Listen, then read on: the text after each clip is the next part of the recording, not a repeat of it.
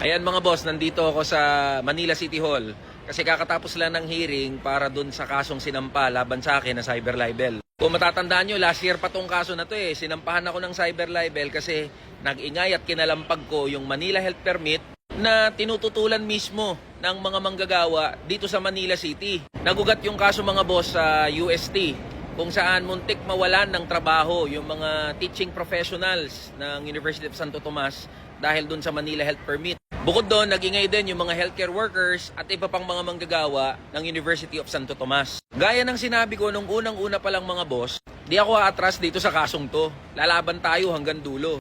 Kasi hindi naman ako nagsasalita para sa sarili ko.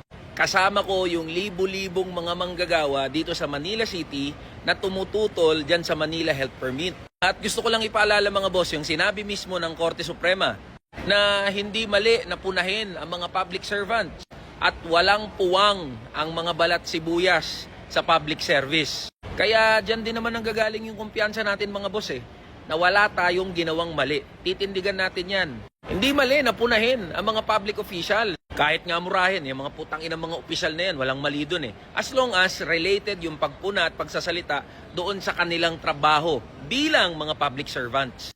At alam nyo ba mga boss, na dahil sa pag-ingay at pangangalampag natin, sumagot na mismo si Yorme Isko Moreno na siya yung mayor nung panahon kung kailan nagawa yung ordinansa kung bakit merong Manila Health Permit na tinatawag. O pakinggan natin yung mismong pahayag ni Yorme. I will amend that law.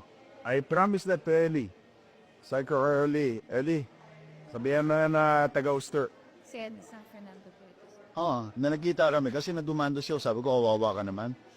Una, riminam yung dandami ng tao na ako madedemanda ka pa nga. Sabi ko, anyway, kausap mo yata yung mga taga-Uster. Kasi doon mga na-exploit the UST employees for political purposes. Anyway, I know that I'm gonna do. If I get elected, di ba? So, sabi ko, Eli, sabihan mo sa kanya, pagdating ng araw, makabalik tayo, amendahan ko yung batas na yan. So yun lang mga boss, laban lang tayo hanggang dulo. Maraming salamat sa patuloy niyong suporta dito sa platform natin. Di tayo papatinag, di tayo papatahimik. Mag-iingay pa tayo, mangangalampag pa tayo, at patuloy natin ipaglalaban ang karapatan ng manggagawang Pilipino. Laban mga boss!